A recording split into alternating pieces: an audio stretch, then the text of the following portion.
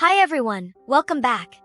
Today, we're tackling a common issue, removing an anti-siphon valve from a fuel tank. These valves are designed to prevent fuel from siphoning out if a fuel line breaks.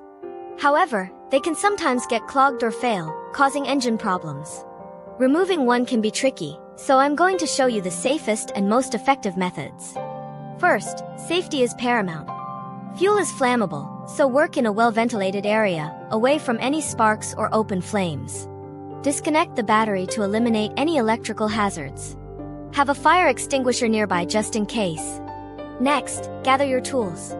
You'll likely need a set of wrenches, possibly some penetrating oil, and a container to catch any spilled fuel.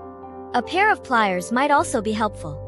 Now, let's get started with the removal process. 1. Identify the anti-siphon valve. It's typically located where the fuel line connects to the fuel tank. It might look like a small, brass fitting. 2. Disconnect the fuel line from the valve.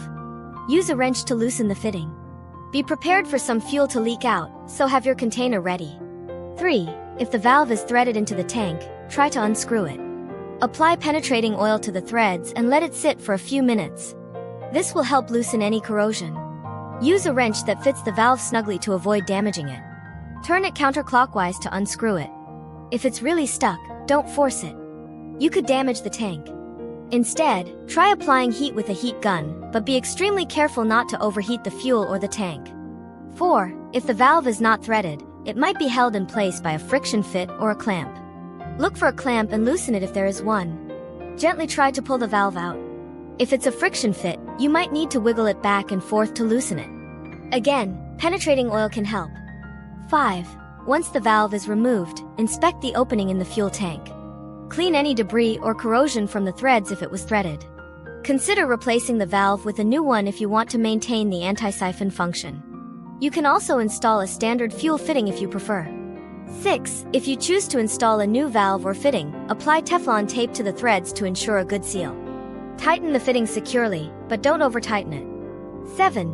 Reconnect the fuel line to the new valve or fitting. Make sure the connection is tight to prevent leaks. 8. Reconnect the battery. Start the engine and check for any fuel leaks. If you find any leaks, tighten the fittings or replace the fuel line if necessary. Removing an anti-siphon valve can sometimes be challenging, but by following these steps and being patient, you can get the job done safely and effectively. Remember to always prioritize safety and take your time. If you're not comfortable performing this task yourself, it's always best to consult a qualified mechanic. Thanks for watching. If you found this video helpful, please give it a thumbs up and leave a comment below. Don't forget to subscribe to the channel for more helpful automotive tips and tricks. See you in the next video.